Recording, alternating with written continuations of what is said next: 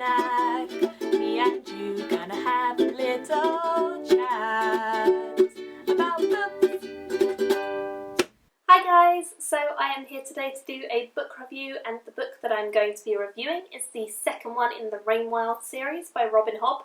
This is Dragon Haven. I was really excited to get back into this because I know that the series of The Rainwilds was actually supposed to be a duology, and then the publishers cut it into 4, so it's now a quartet. So this kind of picked up straight after the ending of book 1.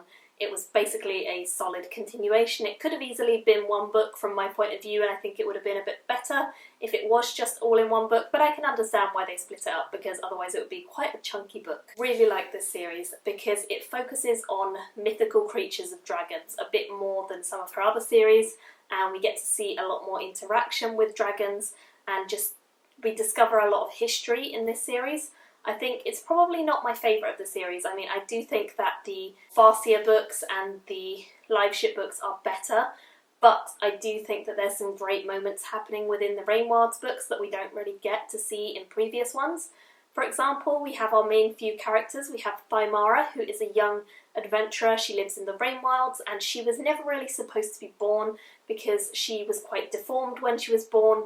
And usually people in the Rainwilds, when they have a really deformed child, they just leave it out to die and sort of don't talk about it.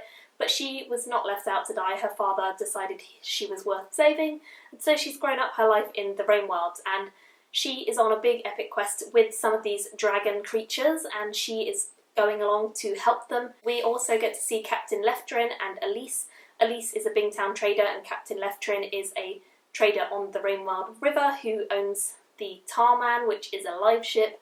He and Elise are quite interesting characters. I think they kind of work well together even though they're quite different. Elise is quite noble. She's been brought up in a good household and a good family, whereas Captain Leftrin's a bit rough around the edges, but he's really interesting as a character and really nice guy actually. He definitely is the sort of person that you could see being very genuine and very caring, and I really like the two of them and seeing how they juxtapose each other quite well, but actually they get on quite well too. I think in this book we definitely see a bit more of Elise sort of coming into her element. Up until this point she's been quite shy and she has been a bit naive about things, and she definitely is still a bit naive at some points in this story. There is one major plot thread that we know about as the reader, and we've known about from virtually the first few pages in the first book, and Elise, one of our main characters, is still unaware of it for quite a lot of this book. When she does eventually become aware, I think she starts to sort of stand up for herself and take her life in her own hands rather than doing what everyone else said she had to do.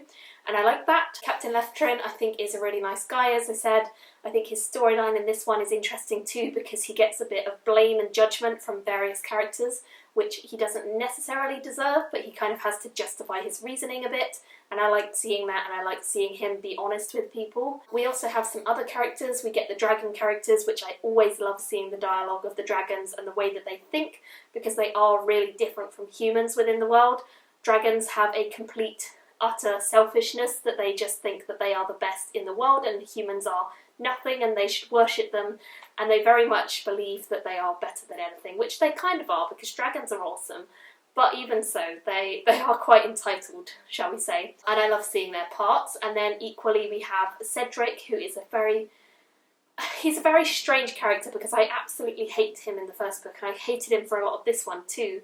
But I still find him really interesting. He's kind of like the Malta of this series. I didn't like Malta in the first few books of the live ships, and then I really did by the end, and he seems to be going that way too.